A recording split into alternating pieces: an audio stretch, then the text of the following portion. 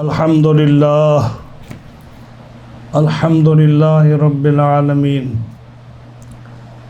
والعاقبۃ للمتقین والصلاة والسلام علی سید الانبیاء والمرسلین محمد وعلی آلہ واصحابہ اجمعین اما بعد فاعوذ باللہ من الشیطان الرجیم بسم اللہ الرحمن الرحیم کتب اللہ لأغلبن انا ورسلی ان اللہ قوی عزیز لا تجد قوما یؤمنون باللہ والیوم الآخر یوادون من حاد اللہ ورسولہ ولو كانوا آباءهم أو أبناءهم أو إخوانهم أو عشيرتهم أولئك كتب في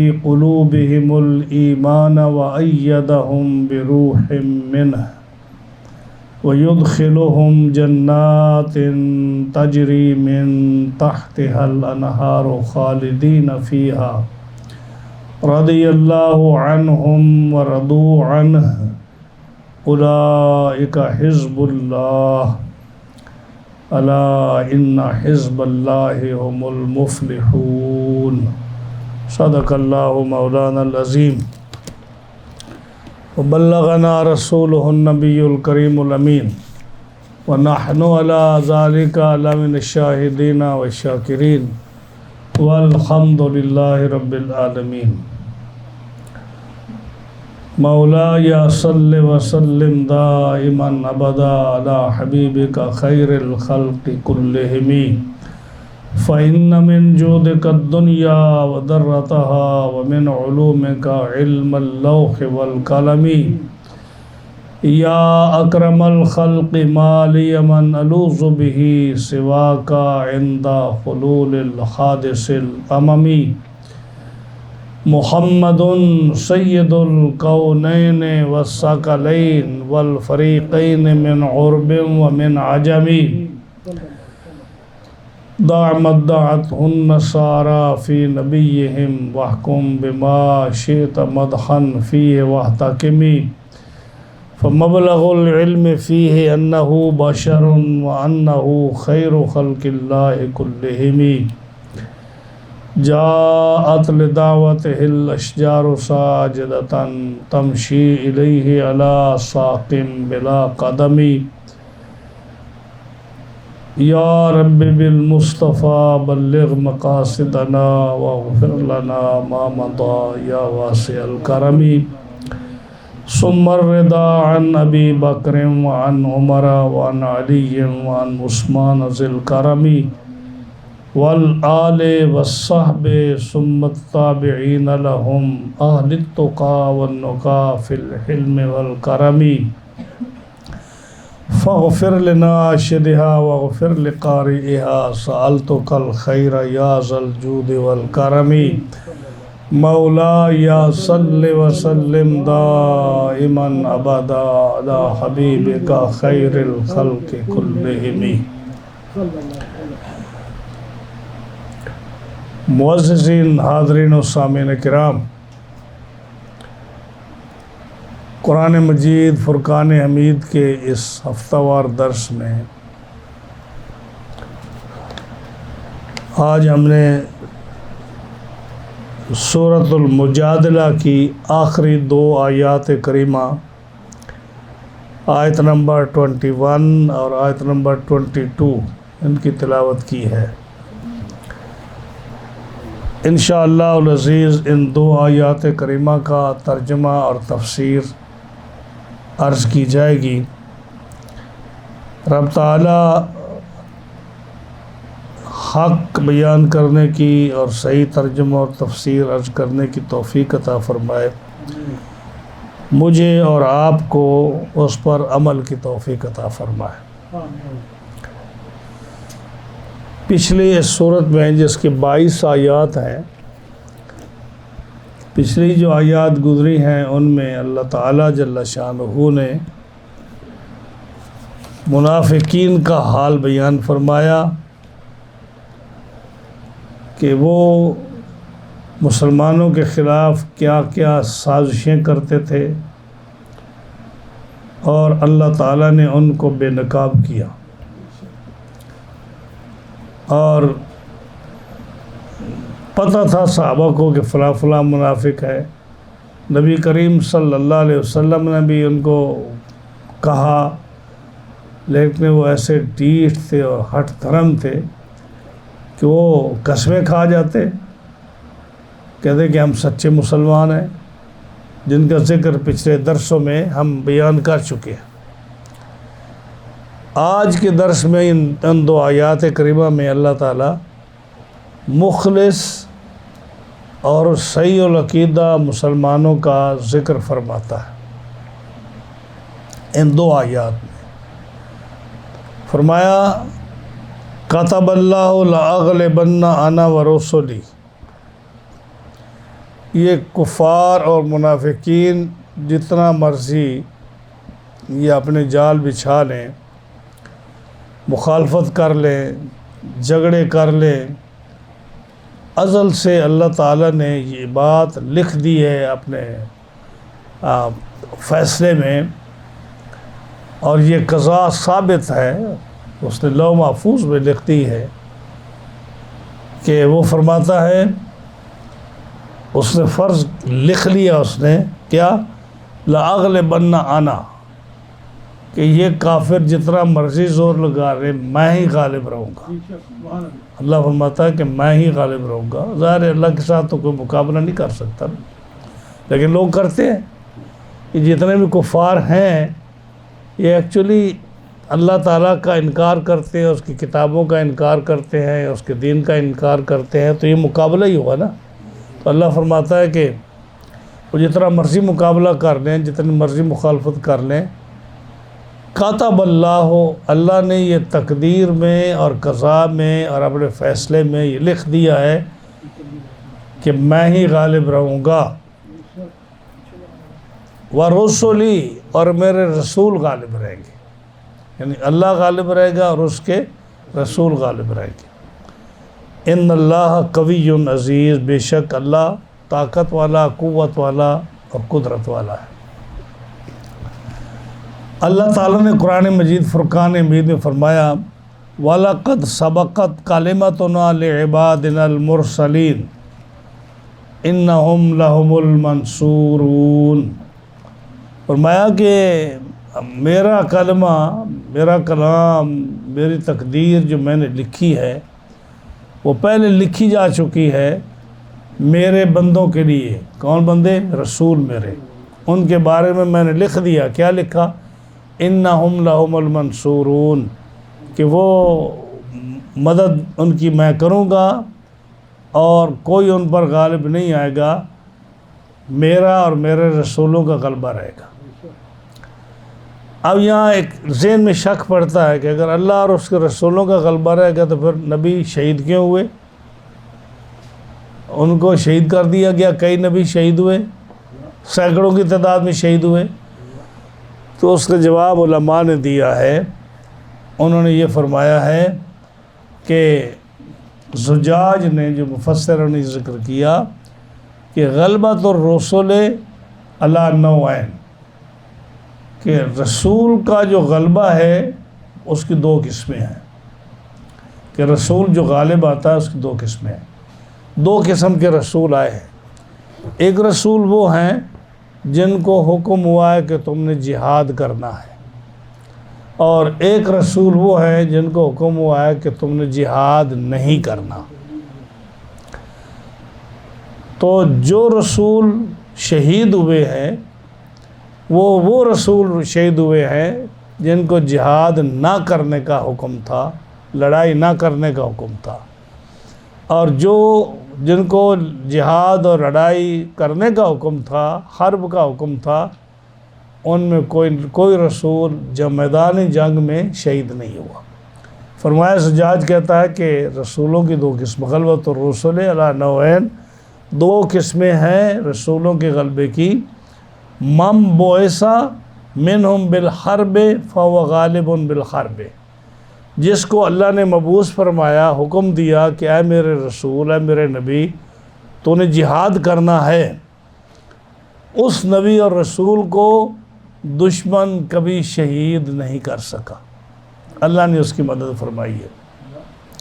اس کی مثال ہمارے سامنے ہے کہ مکہ کے سارے کافر، انہوں نے ایک ایک قبیلے کا ایک ایک آدمی اکٹھا کر کے رسول اللہ صلی اللہ علیہ وسلم کے گھر کے چاروں طرف کھڑا کر دیا، شیطان بھی ان کے ساتھ تھا۔ جب تلواروں لے کر بالکل تیار کھڑے ہیں، اللہ تعالیٰ کی طرف سے حکم آیا، میرے محبوب ایک مٹھی مٹی کی اٹھا لو، کنکریوں کی، اور سورہ یاسین پڑھتے ہوئے ان کے اوپر پھینک دو اور تشریف لے جاؤ، یہ سارے اندھے ہو جائیں گے، ان کو کچھ نظر نہیں آئے گا۔ ہاں جی، آپ صلی اللہ علیہ وسلم نے مٹی اٹھائی، سورہ یاسین کی تلاوت کرتے ہوئے، ہاں جی، آپ تشریف لے گئے، اور ان کو پتہ بھی نہیں چلا کہ کوئی گیا یا نہیں گیا۔ وہ اس ظن میں، اس گمان میں کہ ہم کھڑے ہیں، نکلیں گے تو پھر ہم یہ کر دیں گے، وہ کر دیں گے۔ جب دن ہوا تو کس نے کہا تم کیا کر رہے ہو؟ وہ تو چلے گئے یہاں سے۔ کہا یہ کیسے ہو سکتا ہے؟ اس آنکھیں ملنے لگے اس وقت، تو کہا دیکھو جی وہ تو واقعی چلے گئے۔ تو یہ اللہ کی مدد تھی۔ تو آپ نے جتنے بھی غزوے فرمائے ہیں، جہاد فرمائے ہیں، کوئی شخص آپ پر غالب نہیں آ سکا۔ اور یہ علیحدہ بات ہے کہ آپ نے کسی کو قتل نہیں کیا۔ اس کی وجہ یہ ہے کہ سب سے زیادہ عذاب دو شخصوں کو ہوتا ہے، ایک وہ شخص جو نبی کو شہید کرے، اور دوسرا وہ جس کو نبی قتل کرے۔ جس کو نبی قتل کرے گا اس کا مطلب یہ کہ بہت بدبخت ہے وہ، اس لیے اس کو سب سے زیادہ عذاب ہوتا ہے۔ اور جو نبی کو شہید کرے اس کو زیادہ عذاب ہوتا ہے کہ وہ جو ہے نا، اس نے اتنا بڑا جرم کیا ہے۔ تو رسول اللہ صلی اللہ علیہ وسلم رحمۃ اللہ للعالمین ہیں، آپ پر غالب تو کوئی نہیں آ سکتا، کیونکہ آپ اللہ کے رسول ہیں، اللہ آپ کی مددگار ہے۔ اللہ فرماتا ہے کہ میں اپنے رسولوں کی مدد کرتا ہوں، میرے رسول غالب آئیں گے۔ اور آپ کی طاقت بھی بے شمار مردوں کے برابر تھی، آپ دلیر بھی بہت تھے، اور جو ہے اس لیے آپ کو نہ کوئی زیر کر سکا۔ بڑے بڑے پہلوان، آپ نے کشتیاں ان کے ساتھ لڑی، ان کے ساتھ مقابلے کیے، تو کوئی بھی آپ کو زیر نہیں کر سکا۔ تو ایک دو وہ رسول ہیں جن کو جہاد کا حکم ہے، تو وہ کوئی بھی رسول اور نبی جس کو جہاد کا حکم ہے، وہ میدان جہاد میں اس کو کوئی شہید کسی رسول کو نہیں کر سکا۔ دوسرا وَمَن لَّمْ یُؤْمَرْ بِالْحَرْبِ، دوسرا وہ رسول جن کو جہاد کا حکم ہی نہیں ہے، لڑائی کرنے کا حکم ہی نہیں ہے۔ ہاں جی، وہ جو تھے فَهُوَ غَالِبٌ بِالْحُجَّةِ تھے۔ اب وہ غالب کیسے بنے؟ شہید تو ہو گئے، تو وہ غالب حجت کے ساتھ بنے کہ جب وہ شہید ہوئے تو لوگوں نے ان کے مذہب کو سچ جانا، ان کی واعظ کو، ان کی نصیحت کو، ان کے پیغام کو مانا، اور پھر ان کا غلبہ ہو گیا کہ یہ رسول سچے تھے۔ حجت کے ساتھ وہ غالب آ گئے، دلائل کے ساتھ وہ غالب آ گئے۔ اگرچہ کفار نے ان کو شہید کر دیا، لیکن ان کا چرچا پھر ہوا، اور پھر ان کی حکومت ہوئی، ان کے لوگ ان کے ماننے والے ہوئے، اور وہ کامیاب ہو گئے۔ تو اس لیے فرمایا کہ اللہ تعالیٰ نے یہ قضاءً اور تقدیراً لکھ دیا ہے کہ لا غالبن انا ورسولی، ضرور میں غالب آؤں گا، میرے رسول غالب آئیں گے، بے شک اللہ قوت والا اور عزت والا ہے۔ یہ تو یہاں تک آ گیا۔ اگلی آیت میں اللہ تعالیٰ ایک بڑا خاص حکم فرماتا ہے مسلمانوں کے لیے، اور وہ بہت ہی خوش قسمت ہیں وہ لوگ جو اس آیت کریمہ کا مصداق ہے۔ اللہ فرماتا ہے لا تجد قوما یؤمنون باللہ والیوم الآخر یوادون من حاد اللہ ورسولہ۔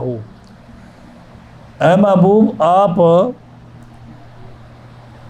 ان لوگوں کو نہیں پاؤ گے یعنی وہ لوگ جو اللہ پر یقین رکھتے ہیں، قیامت کے دن پر یقین رکھتے ہیں، سچے مسلمان ہیں، آپ ان کو کبھی نہیں دیکھیں گے یوادون من حاد اللہ و رسولہ کہ جو اللہ اور اس کے رسول سے دشمنی کرے، جو اللہ اور اس کے رسول سے دشمنی کرے، ان کا مخالف ہو، آپ کبھی ایسے لوگوں کو نہیں پائیں گے کہ وہ ان سے محبت کرنے والے ہوں۔ خلاصہ کیا کہ جو لوگ آپ سے محبت کرتے ہیں، اللہ سے محبت کرتے ہیں، اس کے رسول سے محبت کرتے ہیں، سچے مومن ہیں، اللہ رسول پر ایمان رکھتے ہیں، قیامت کے دن پر ایمان رکھتے ہیں، آپ ان کو کبھی نہیں ایسا دیکھیں گے کہ وہ ان سے محبت کریں جو گستاخ ہوں اللہ اور اس کے رسول کے، جو دشمن ہوں اللہ اور اس کے رسول کے۔ یعنی وہ قوم اور وہ مسلمان ہمیشہ ان لوگوں کی مخالفت کریں گے، ان سے دور رہیں گے جو اللہ اور اس کے رسول صلی اللہ علیہ وسلم سے دشمنی رکھتے ہیں، مخالفت رکھتے ہیں، کبھی ان کے قریب نہیں جائیں گے۔ وَلَوْ كَانُوا آبَاءَهُمْ چاہے وہ ان کے باپ ہوں، او ابناءہم چاہے ان کے بیٹے ہوں، او اخوانہم چاہے ان کے بھائی ہوں، او عشیرتہم چاہے ان کے قبیلے والے ہوں۔ یعنی قربت کا کوئی لحاظ نہیں ہوگا۔ اگر باپ ہے اور اللہ رسول کا مخالف ہے تو بیٹا اس کے سامنے اس باپ کی کوئی حیثیت نہیں۔ اگر بیٹا اللہ رسول کا دشمن ہے، باپ مسلمان ہے، تو باپ کی نظر میں اس بیٹے کی کوئی ویلیو نہیں ہے۔ اگر بھائی جو ہے مسلمان ہے، دوسرا بھائی اللہ رسول کا مخالف ہے، تو بھائی کی نظر میں اپنے بھائی کی کوئی رشتہ نہیں ہے۔ او عشیرتہم اور اگر قبیلے کے افراد ہیں اور وہ جو ہے وہ اللہ رسول کے دشمن ہیں، مخالف ہیں دین میں، مذہب میں، تو قبیلے والوں کے ان کی نظر جو ہے نا مسلمان کی نظر میں وہ قبیلے والے کی کوئی حیثیت نہیں ہے۔ اور اس کو صحابہ نے ثابت کر کے دکھایا۔ اس کو صحابہ نے نہ باپ کا لحاظ رکھا، نہ بیٹے کا لحاظ رکھا، نہ بھائی کا لحاظ رکھا، نہ قبیلے کا لحاظ رکھا، نہ ماں کا لحاظ رکھا۔ اب سنیے، حضرت ابوبکر صدیق جن کو رسول اللہ صلی اللہ علیہ وسلم نے فرمایا کہ میری امت میں سب سے زیادہ رحم کرنے والا میری امت پر ابوبکر صدیق ہے۔ ارحم کا لفظ فرمایا کہ ابوبکر صدیق میری امت میں سب سے زیادہ، میرے بعد سب سے زیادہ رحیم ہے۔ تو رحیم تو وہ ہوتا ہے جو کسی کو بھی کچھ نہ کہے، لیکن باپ نے، ابو قحافہ نے، جب وہ مسلمان نہیں ہوئے، انہوں نے حضور صلی اللہ علیہ وسلم کی گستاخی کی۔ ابوبکر صدیق کو پتہ چل گیا، انہوں نے تھپڑ مارا اپنے باپ کو، اور باپ جا گرا دور۔ اور جب یہ خبر حضور صلی اللہ علیہ وسلم تک پہنچی، آپ نے فرمایا اے ابو بکر، تو نے اپنے باپ کو مارا ہے؟ عرض کی یا رسول اللہ صلی اللہ علیہ وسلم، اس نے جو حرکت کی ہے، اگر میرے ہاتھ میں تلوار ہوتی تو میں اس کا سر اڑا دیتا۔ آپ نے فرمایا دا، چھوڑ ابو بکر، تو میرے نزدیک اس طرح ہے جس طرح میری آنکھیں اور میرے کان ہیں۔ اے ابو بکر، تیرا مقام میرے نزدیک وہ ہے جس طرح کہ تو میری آنکھ ہے، تو میرے کان ہے، تو مجھے فائدہ حاصل کرنے دے، اس سے اتنی سختی نہ کر، آئندہ کے لیے باپ کو کچھ نہ کہنا، چاہے وہ جو مرضی کرے۔ دیکھنے اب باپ ہے، ابو بکر جیسا افضل امت میں سب سے افضل انسان ہے، قرآن و حدیث کا سب سے زیادہ جاننے والا ہے، صحابہ کا سردار ہے، خلفائے راشدین میں اہم مقام ہے، صحابہ میں اہم مقام ہے، لیکن باپ کو کتنا قریبی رشتہ ہے باپ کا بیٹے کا، ہاں جی، اور تھپڑ مارا بوڑھے باپ کو، اور وہ زمین پر جا گرا، اور کہا اگر میرے ہاتھ میں تلوار ہوتی میں سر اڑا دیتا۔ کیوں کہ ایمان جو تھا نا حضور کے ساتھ، یعنی وہی آپ نے فرمایا جو قرآن مجید کا حکم ہے نا، قل ان کان آباؤکم و ابناؤکم و ازواجکم و عشیرتکم و اموال اقترفتموها و تجارت تخشون کسادها، وہ جو سورہ توبہ کی آیت ہے کہ یہ جتنے رشتے ہیں نا تمہارے، باپ بھائی بیٹے خیش قبیلہ مال محل اپنے پراپرٹی آپ کی، آپ کے کاروبار، یہ ساری چیزیں اگر یہ تمہیں اللہ اور اس کے رسول سے زیادہ محبوب ہے نا تو پھر انتظار کرو اللہ کے عذاب کا۔ تو صحابہ نے یہ کر کے دکھایا کہ ہمیں سب سے زیادہ محبت اللہ تعالیٰ اور اس کے رسول سے ہے۔ یہی سیدنا ابو بکر صدیق، بدر کی لڑائی ہے اور بیٹا جو ہے وہ مسلمان نہیں ہوا، آپ اس کو للکارتے ہیں کہ آ میرے سامنے۔ ہاں جی، نبی کریم علیہ السلام نے منع فرمایا، ابو بکر نہیں، اس کو کچھ نہ کہنا، کیونکہ آپ کی نظر کہاں تھی کہ یہ مسلمان ہو جائے گا، آپ کی نظر تھی کہ یہ مسلمان ہو جائے گا، تو اس لیے پھر ابو بکر حضور کی فرمان پر انہوں نے بیٹے کو کچھ نہیں کہا۔ بیٹے نے کہا بجی آپ میرے سامنے کئی دفعہ میری تلوار کے نیچے آئے لیکن میں نے چھوڑ دیا کہ آپ میرے والد ہیں۔ فرمایا اگر تو میری تلوار کے سامنے آتا نا میں تیرا کوئی لحاظ نہ کرتا۔ ہاں جی، اب یہ کہو گے کہ یہ فنڈامنٹل لوگ تھے، یہ بڑے سخت قسم کے لوگ تھے؟ نہیں، ان کے دل میں ایمان تھا، مضبوط تھا ایمان۔ کتنی مثالیں آپ دیتے ہیں۔ حضرت ابو عبیدہ بن جراح، یہ بھی عشرہ مبشرہ میں سے ہیں، ابو بکر صدیق یعنی جن کو دنیا میں جنت کی خوشخبری ملی، ابو بکر ان میں سے ہیں، ان کا بھی آپ نے سن لیا۔ ابو عبیدہ بن جراح بھی عشرہ مبشرہ میں سے ہیں، ان کو بھی جنت کا وعدہ ہے۔ وہ جنگ میں ان کا والد ان کے مقابلے میں ہے، والد مسلمان نہیں ہے۔ اب ایک بات میں اور یہاں وضاحت کر دوں، جو میرا درس سننے والا کو یہ بات میں اعتراض کرے، بعض مفسرین نے لکھا ہے کہ یہ غزوہ احد کا واقعہ ہے، اور بعض نے لکھا ہے کہ یہ بدر کا واقعہ ہے۔ کوئی یہ نہ سمجھے کہ مولوی صاحب بدر کا ذکر کر رہے ہیں یا احد کا ذکر کر رہے ہیں، فلاں کتاب میں تو یہ لکھا ہے۔ تو بعض تفسیروں میں یہ واقعہ ہے کہ احد کے میدان میں ابو عبیدہ بن جراح اپنے والد کے مقابلے میں آئے، اور بعض تفاسیر میں ہے کہ بدر کے میدان میں ابو عبیدہ بن جراح جب لے کر آئے مسلمانوں کی طرف سے، تو والد جو تھا بار بار بت جو تھا نا اس کو ابو عبیدہ کے سامنے کرتا، دکھاتا یہ میرا خدا ہے، یہ بت ہے، آپ اگنور کر جاتے۔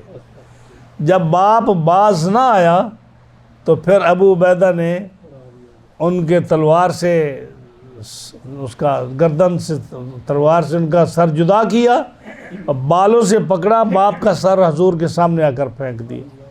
آپ نے فرمایا ابو عبیدہ یہ کیا؟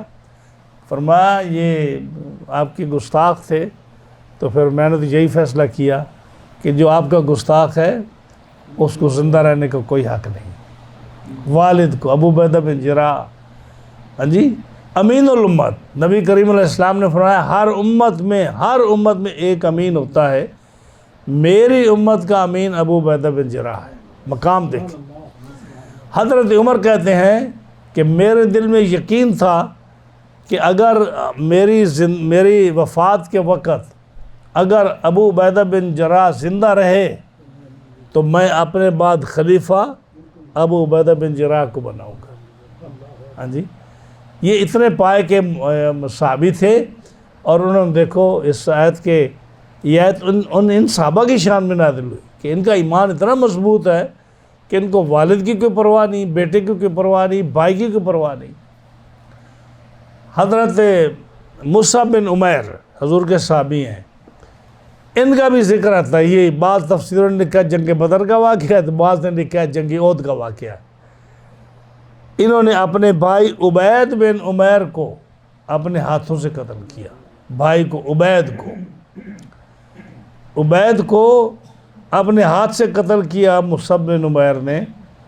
اور ایک واقعہ آتا ہے بدر کا کہ بدر میں جب ان کا دوسرا بھائی جس کا نام ابو زید تھا، ابو زید بن عمیر، اس کو ایک انصاری پکڑ کر گرفتار کر رہا ہے، اس کے ہاتھ باندھ رہا ہے۔ تو حضرت مصعب بن عمیر نے دیکھا تو فرمایا، ان انصاری کو کہا کہ ذرا مضبوط ہاتھ باندھنا اس کے بھائی کے لیے، فرمایا اس کی ہاتھ مضبوطی سے باندھنا، اس کی ماں بڑی امیر ہے اور جب وہ چھڑانے کے لیے آئے گی نا تو بہت پیسہ دے گی۔ ابو زید نے کہا، مصعب تو میرا بھائی ہے اور تو بھائی ہو کر جو مجھے باندھ رہا ہے تو اس کو کہہ رہا ہے کہ اس کو مضبوطی سے باندھنا۔ اس نے کہا تو میرا بھائی نہیں ہے، میرا بھائی آج یہ انصاری ہے جو تمہیں باندھ رہا ہے، میرا تیرا رشتہ کوئی نہیں ہے، میرا رشتہ جو ہے نا اسلام کے ساتھ ہے، یہی میرا بھائی ہے جو تمہیں باندھ رہا ہے، تو میرا بھائی نہیں ہے۔ ہاں جی، فرمایا کہ باپ ہوں، بیٹے ہوں، بھائی ہوں، قبیلہ ہو، کسی کا کوئی اعتراف۔ حضرت عمر فاروق رضی اللہ تعالیٰ عنہ نے بدر کے میدان میں اپنے سکے ماموں عاص بن ہشام بن مغیرہ ان کو اپنے ہاتھ سے قتل کیا، حضرت عمر فاروق نے۔ حضرت علی رضی اللہ تعالیٰ عنہ نے عتبہ کو قتل کیا، حضرت امیر حمزہ نے اور حضرت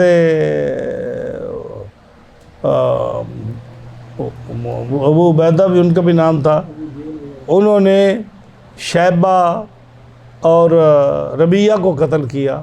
تو یہ قبیلے کے رشتہ دار تھے، قریبی رشتہ دار تھے، ان کو قتل کیا، کسی کا کوئی لحاظ نہیں کیا۔ ہاں جی، عبداللہ بن ابی جو سورہ منافقون میں اس کا ذکر آئے گا، اس نے رسول اللہ صلی اللہ علیہ وسلم کی گستاخی کی۔ بیٹے کو پتہ چلا، بیٹا مسلمان تھا حضرت عبداللہ، بیٹے کا نام بھی عبداللہ تھا، باپ کا نام بھی عبداللہ تھا، باپ کا نام عبداللہ بن ابی بن سلول اور آپ کے بیٹے، اس کے بیٹے کا نام تھا عبداللہ بن عبداللہ۔ تو بیٹے کو پتہ چلا کہ باپ نے یہ گستاخی کی یا نبی کریم علیہ السلام کو برا بھلا کہا ہے، تو جب مدینہ منورہ میں داخل ہوئے تو بیٹا تلوار لے کر مدینہ منورہ کے راستے میں کھڑا ہو گیا، کہا کہ تو نے نبی کریم و مسلمانوں کو ذلیل کہا ہے اور تو نے کہا کہ عزت والے ذلیلوں کو نکال دیں گے جو مکہ چھوڑ کر مدینہ آئے گے اور ہمارے ٹکڑوں پر پلتے ہیں، جو اس طرح کی باتیں تو نے کی ہیں، تو اپنی زبان سے کہہ کہ میں ذلیل ہوں، رسول اللہ صلی اللہ علیہ وسلم عزت والے ہیں، اپنی زبان سے کہنے تھے، یہ تلوار دیکھ میں تیرا گردن اڑا دوں گا، یہ باپ کو کہہ رہا۔ تو عبداللہ بن ابی بن سلول نے کہا کہ میں ذلیل ہوں، محمد الرسول اللہ صلی اللہ علیہ وسلم عزت والے ہیں۔ پھر بیٹے نے مدینہ شہر میں داخل ہونے دیا۔ تو یہ رشتہ ہے باپ بیٹے کا، یہ رشتہ ہے ماں بیٹے کا۔ حضرت سعد بن نبی وقاص یہ بھی عشرہ مبشرہ میں سے ہیں۔ جب یہ مسلمان ہو گئے تو ماں نے کھانا چھوڑ دیا، بڑی محبت تھی ماں کے ساتھ، بیٹے کے ساتھ بڑی محبت تھی، بیٹے کو ماں سے بڑی محبت تھی۔ ایک دن کھانا نہیں کھایا، 2 دن کھانا نہیں کھایا، 3 دن کھانا نہیں کھایا، پانی نہیں پیا، بے ہوش ہو گئیں۔ لوگوں نے پیغام دیے، کہا کوئی بات نہیں۔ جب آئے والدہ کے بعد تو والدہ نے کہا میں مر جاؤں گی، میں نہ روٹی کھاؤں گی نہ پانی پیوں گی، تو اسلام چھوڑ، محمد صلی اللہ علیہ وسلم کو چھوڑ دے۔ کہا اماں کل کی مرضی آج مر جا۔ ہاں جی، کل کی مرضی۔ سنیں یہ صحابہ کرام، سعد بن ابی وقاص یہ واحد شخصیت ہیں جو رسول اللہ صلی اللہ علیہ وسلم نے اپنے ماں باپ ان پر قربان کیے۔ ہاں جی، احد کے میدان میں آپ تلواریں 14 تیر آپ نے پکڑائے حضرت سعد کو، ایک ایک کر کے ایک تیر دیتے۔ جب تیر دیتے تو فرماتے ارمی یا سعد فدا کا ابی و امی، سعد مارو کافروں کو یہ تیر، میرے ماں باپ تیرے اوپر قربان ہو جائے۔ یہ واحد صحابی ہیں جن کی یہ شان ہے۔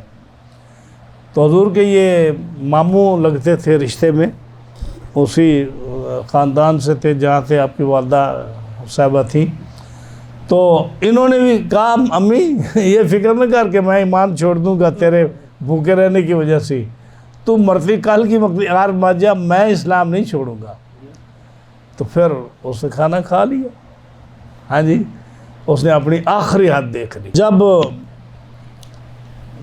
بدر کے لوگ قیدی آئے حضور کی خدمت میں، مدینہ منورہ میں 70 قیدی گرفتار ہو کر آئے، تو رسول اللہ صلی اللہ علیہ وسلم نے مشورہ کیا صحابہ سے کہ ان کا کیا کرنا چاہیے۔ ابو بکر صدیق نے کہا یا رسول اللہ صلی اللہ علیہ وسلم ہم قومک و اہلک، یہ سارے قریش ہے، آپ کی قوم ہے، و اہلک آپ کے رشتہ دار ہے، خذ منہم فداءً، ان سے پیسے لے لو، وخل سبیلہم، اور ان کو چھوڑ دو، پیسہ ہمارے کام آئے گا، ہم اس سے تلواریں، نیزے، اسلحہ خرید لیں گے، ہماری حالت اچھی ہو جائے گی، اور یہ لوگ ہو سکتا ہے ان کو اللہ ہدایت دے دے، مسلمان ہو جائیں بعد میں۔ عمر سے پوچھا، انہوں نے کہا یا رسول اللہ صلی اللہ علیہ وسلم یہ آپ کو قتل کرنے کے لیے آئے تھے نا، یہ ہمیں قتل کرنے کے لیے آئے تھے، اگر ان کی جگہ ہم قابو آ جاتے تو کیا آپ کو یہ چھوڑ دیتے ہمیں؟ اس لیے جو کسی کا قریبی رشتہ دار ہے نا وہ اس کو قتل کرے۔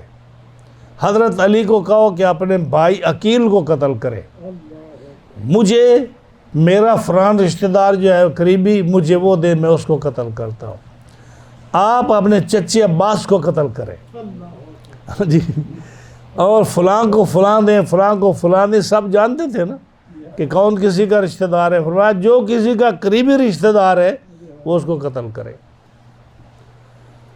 اللہ کے نبی صلی اللہ علیہ وسلم نے حضرت عمر کے مشورے کو قبول نہیں فرمایا، آپ نے حضرت ابو بکر صدیق کے مشورے کو قبول کیا، لیکن آپ نے یہ نہیں فرمایا کہ عمر تیرا مشورہ غلط ہے، فرمایا یا ابا بکر مثلوں کا کمثل ابراہیم، اے ابو بکر تیری مثال حضرت ابراہیم علیہ السلام جیسی ہے۔ انہوں نے بھی کہا تھا فمن تبعنی فإنہ منی ومن عصانی فإنک غفور الرحیم، اے اللہ جو مجھے مانتا ہے وہ مجھے دے دے، اور جو میری نافرمانی کرتا ہے تو غفور الرحیم، اس کو بخش دے۔ ابو بکر تو نے بھی یہی کہا۔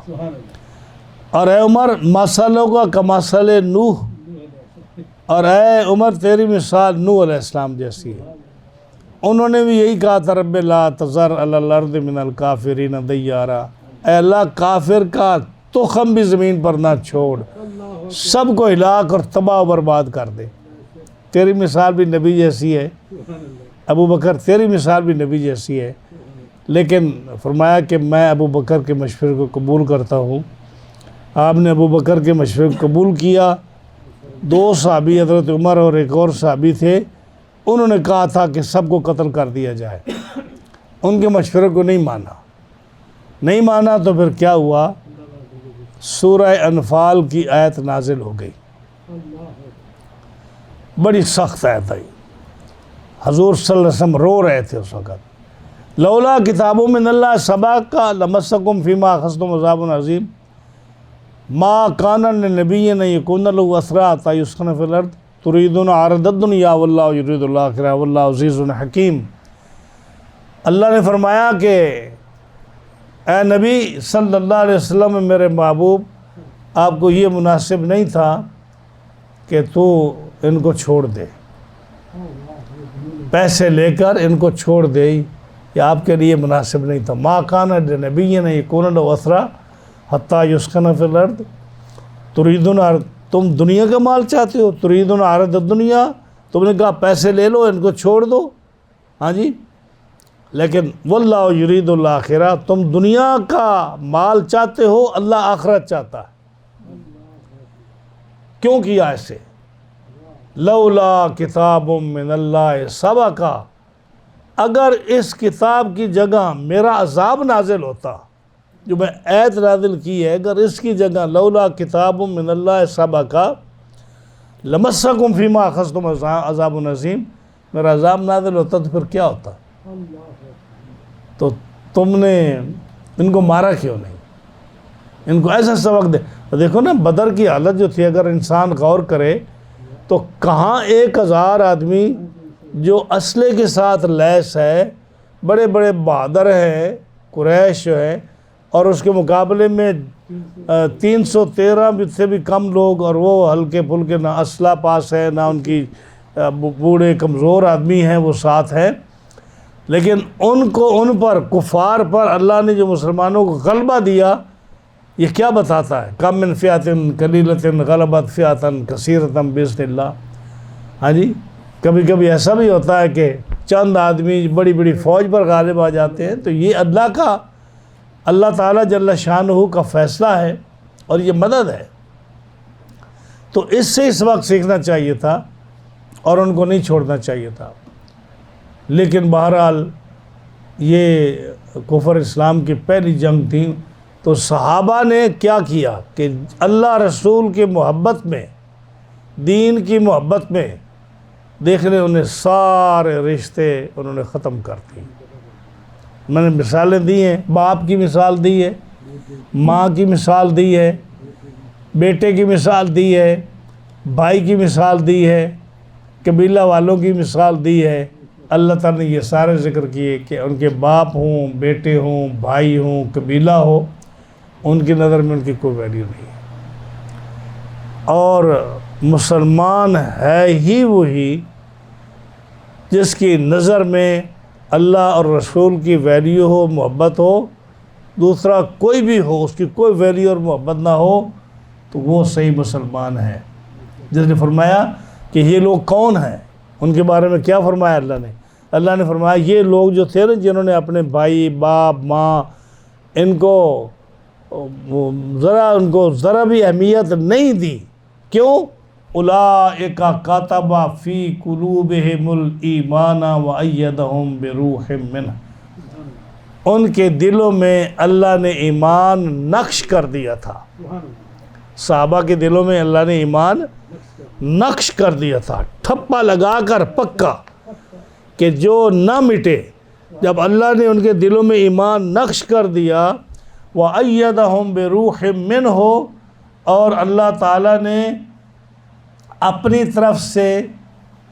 طرف کی روح سے ان کی مدد فرمائی، یعنی ٹھپا لگانے کے بعد پھر ان کی مدد فرمائی کہ ان کو کوئی نقصان نہ پہنچا سکے، ان کے پاؤں میں تزلزل نہ آئے، ان کے پائے ثبات کو لغزش نہ آئے، پھر ان کی مدد فرمائی۔ علامہ روح المعانی، صاحب روح المعانی نے اس کی تفسیر روح کی یہ کی ہے، المراد بالروح نور القلب وهو نور یقذفہ اللہ تعالی فی قلب من یشاء من عبادہ تحصل بہ الطمانینہ۔ روح المعانی میں اس روح کی کہ اللہ اپنی روح سے اس کی مدد کرتا ہے۔ کیا ترجمہ کیا؟ روح کا کیا مراد لیا؟ فرمایا کہ ایک نور ہے، روح ایک نور ہے جو اللہ تعالیٰ اس آدمی کو عطا فرماتا ہے جس کو وہ چاہتا ہے۔ ہاں جی، اللہ اس کو وہ دل کا نور اس آدمی کو عطا فرماتا ہے جس کو اللہ چن لیتا ہے، اور جب اس کے دل میں وہ نور جاتا ہے تو اس کو ایک اطمینان قلبی حاصل ہو جاتا ہے کہ پھر اس کے مقابلے میں پوری دنیا آ جائے اس کو کوئی حیثیت ان کی نہیں ہے، اور وہ اکیلا بھی اپنے آپ کو بڑا عظیم سمجھتا ہے۔ یہ ہے کہ مدد اللہ تعالیٰ کی۔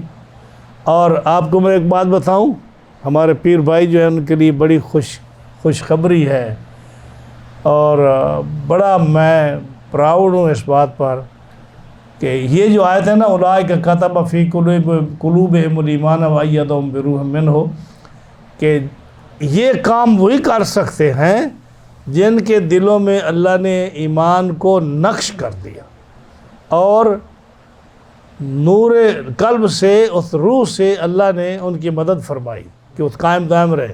یہ جو جملہ ہے نا، اولئک کتب فی قلوبہم الایمان وایدہم بروح منہ، اعلیٰ حضرت امام اہل سنت شاہ احمد رضا خان بریلوی رحمۃ اللہ علیہ، آپ نے اپنی پیدا ہونے کی تاریخ اس جملے سے نکالی ہے۔ یعنی اس جو جملہ ہے نا، اولئک کتب فی قلوبہم الایمان وایدہم بروح منہ، ابجد حوض ہوتی کے حساب سے آپ اگر عدد گنے نا اس کے، تو بنتے ہیں 1272، 1272، اور اس جملے کے اتنے عدد بنتے ہیں۔ اور اعلیٰ حضرت کی پیدائش 1272 میں ہوئی ہے. تو آپ نے اس سے اپنی پیدائش کا وقت نکالا ہے، اور پھر دیکھ رہے کہ اللہ تعالیٰ نے جو آپ کو محبت رسول دی ہے، اور جو لوگوں نے آپ کی دشمنی کی ہے پوری دنیا میں، اور آپ جو ہے کبھی آپ لیٹ ڈاؤن نہیں ہونے دیا آپ کو، یہ ہے اس روح سے اللہ نے جو مدد فرمائی ہے اپنے بندوں کی. اور اسی لیے آپ کو بڑے ورلے چند آدمی ملیں گے جن کا یہ عقیدہ اور محبت ہے. ہر آدمی سٹینڈ نہیں کر سکتا بریلوی عقیدے کے ساتھ، یہ میں یاد رکھوں.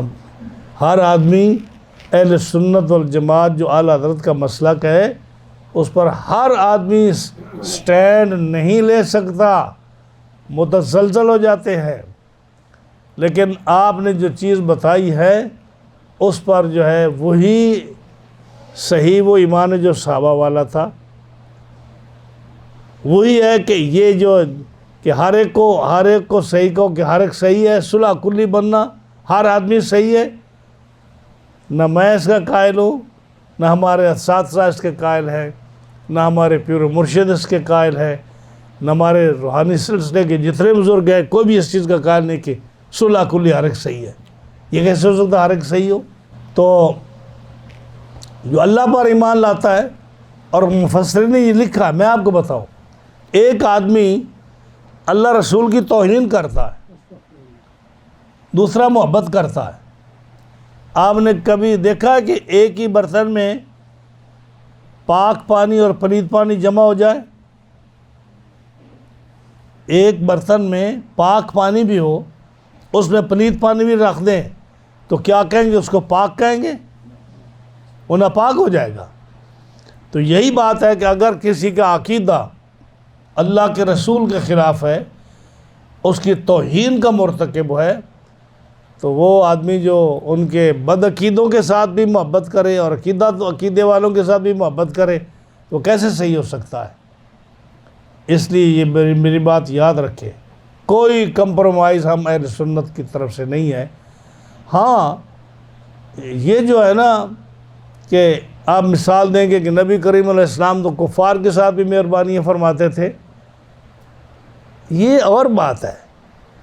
پڑوسی کے حقوق، کہ پڑوسی بیمار ہے، اس کے علاج کے لیے اس کو اٹھا کے ہاسپٹل لے جاؤ. پڑوسی کے پاس کوئی مصیبت نازل ہو گئی، آسمان سے بارش آ گئی، کوئی بجلی گر پڑی، اس کے مکان اس کا بھوکا ہے، اس کے کھانا پینا نہیں ہے، بیمار ہے، اس کا پرسان حال نہیں، اس کی مدد کرو. یہ اور بات ہے. لیکن اس کو دلی محبت نہیں کہتے کہ اس کے بغیر اس کی جان نکل رہی ہے، بالکل مر رہا ہے، جی میرا پڑوسی جو اس کی یہ حالت ہو گئی ہے تو میری زندگی مشکل ہو گئی ہے، اس کی مدد کرو. یہ حکم ہے اسلام کا.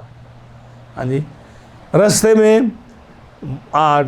روڑا پڑا ہے تو اس لیے نہیں اٹھاتے کہ جی مسلمان نہ گرے، اس لیے اٹھاتے ہو کہ کوئی بھی نہ گرے. یہ ہمیں حکم ہے اس بات کا.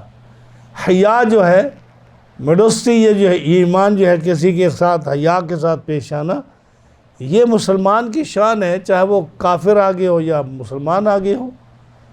تو نبی کریم صلی اللہ علیہ وسلم نے ایک دعا فرمایا کرتے تھے آپ ہمیشہ.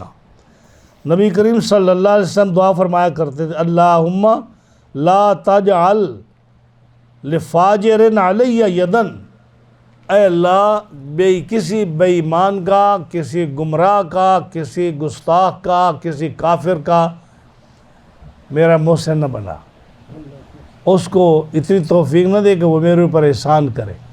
کیوں کہ جس پر احسان کیا جاتا ہے وہ پھر اس کی عزت کرتا ہے.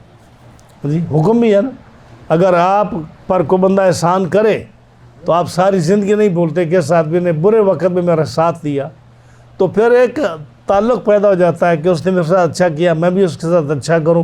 نبی کریم علیہ السلام فرماتے ہیں، یا اللہ اللہم لا تجعل فاجر علی یدن، کسی کافر فاجر کا میرے اوپر کوئی احسان نہ ہو کہ تاکہ مجھے اس کے ساتھ محبت کرنی پڑے، اس کا بدلہ دینا پڑے، اس کی جزا دینی پڑے.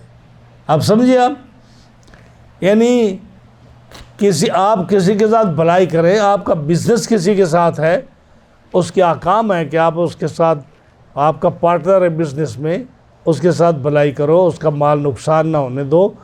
آپ سفر میں جا رہے ہو تو سفر میں وہ آپ کا ساتھی ہے، تو ایسا نہیں کہ چوڑے ہو کر بیٹھو کہ یہ بے ایمان ہے تو میں اس کو بیٹھنے کے لیے تنگ جگہ کر دوں، نہیں۔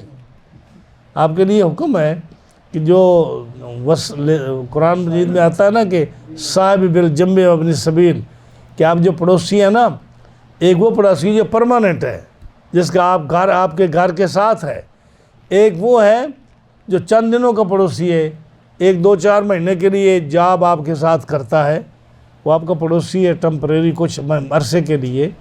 ایک ہے جو بس میں آپ سوار ہوئے، ٹرین میں سوار ہوئے، ہوائی جہاز میں سوار ہوئے، تو وہ آپ کے ساتھ چند گھنٹے کا آپ کا ساتھی ہے۔ یہ صاحب بالجنب ہے، قرآن نے فرمایا کہ ان سب کا احترام کرو، ہاں جی، یعنی اس کو کوئی تکلیف ہے آپ اس کے ساتھ رواداری کے ساتھ پیش آؤ، اس کے ساتھ اخلاق کے ساتھ، یہ اسلام میں سکھاتا ہے۔ اس کا مطلب یہ نہیں ہے کہ اگر کوئی مسافر ہے تو آپ بالکل جو ہے نا اس کی رضا کے لیے، اس کو خوش کرنے کے لیے آپ اس کے ساتھ شراب پینے لگ جائیں۔ آپ اگر کوئی مسافر ہے، وہ بے ایمان ہے، وہ نماز نہیں پڑھتا، آپ کہیں میں تیرے لیے نماز بھی چھوڑ دیتا ہوں، ہاں جی، تو حرام کھا لیتا ہوں تیرے ساتھ، ایسا نہیں ہے۔ فرمایا کہ جو کسی کا حق ہے، مسافر کا حق ہے، پڑوسی کا حق ہے، اپنے بزنس پارٹنر کا حق ہے، ہاں جی، جو کسی کے ساتھ تکلیف ہے اس کے ساتھ اس کی مدد کرو، لیکن محبت صرف ایمان والوں کے ساتھ ہے، جن کے دل، تو جن کا عقیدہ صحیح ہے، جن کا مذہب صحیح ہے، جو رسول اللہ صلی اللہ علیہ وسلم کے غلام اور خادم اور عاشق ہے، ان کے ساتھ محبت کرنا یہ صحابہ کا طریقہ ہے۔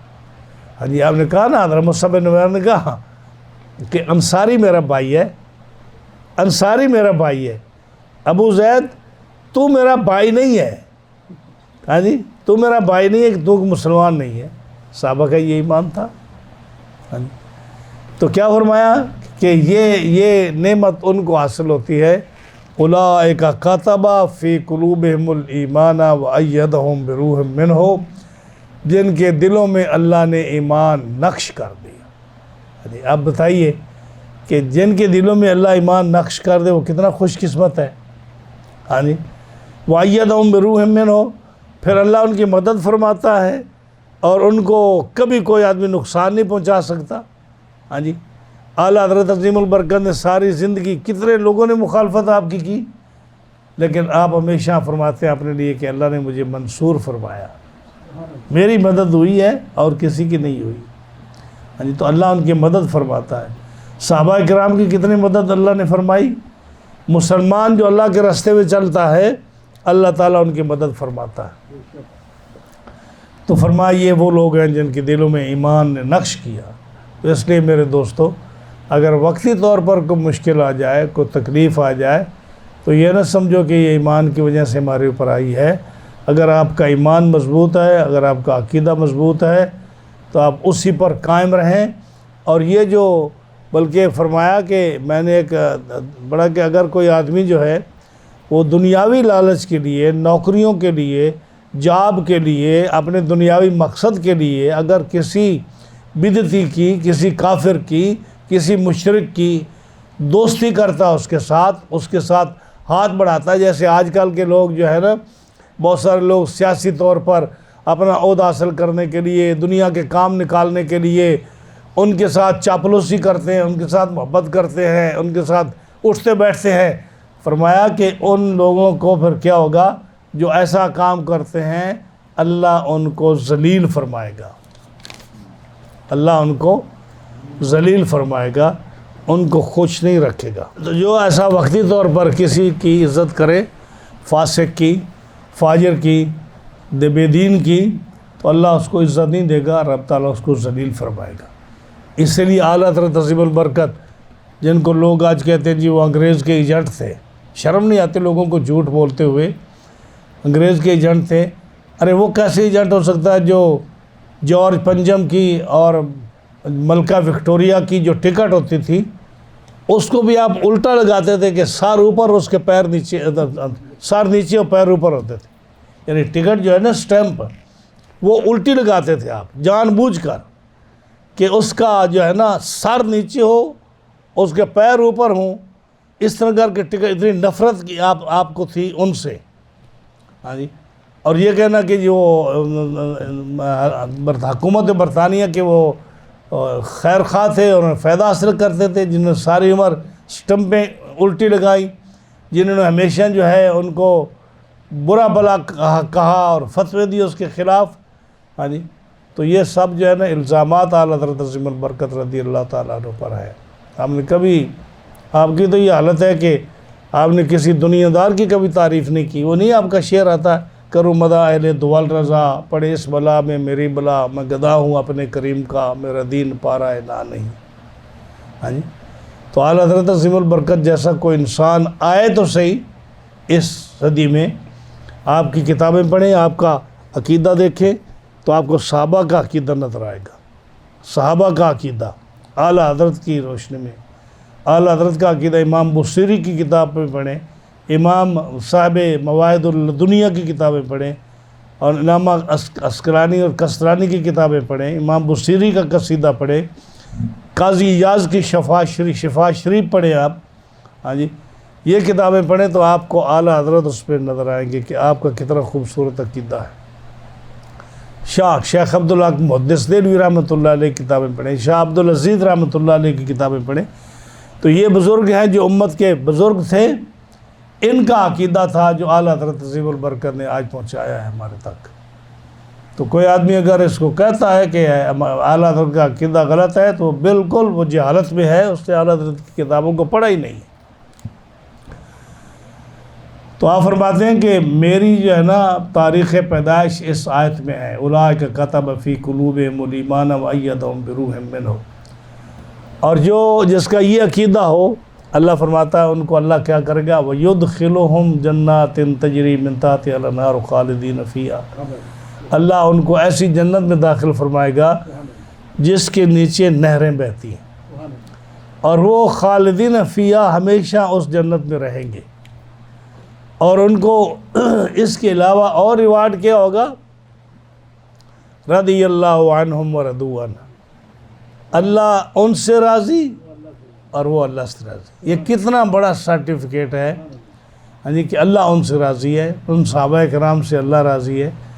اور اللہ راضی ان سے کیوں ہے کہ انہوں نے خلوص کے ساتھ ایمان قبول کیا، خلوص کے ساتھ عبادت کی، خلوص کے ساتھ اس کے رسول صلی اللہ علیہ وسلم کی مدد کی، خلوص کے ساتھ انہوں نے صدقہ خیرات کیا، خلوص کے ساتھ انہوں نے زندگی گزاری. اس لیے اللہ ان سے راضی ہے. وَرَضُوا عَنْهُ، اور وہ اللہ سے راضی ہیں.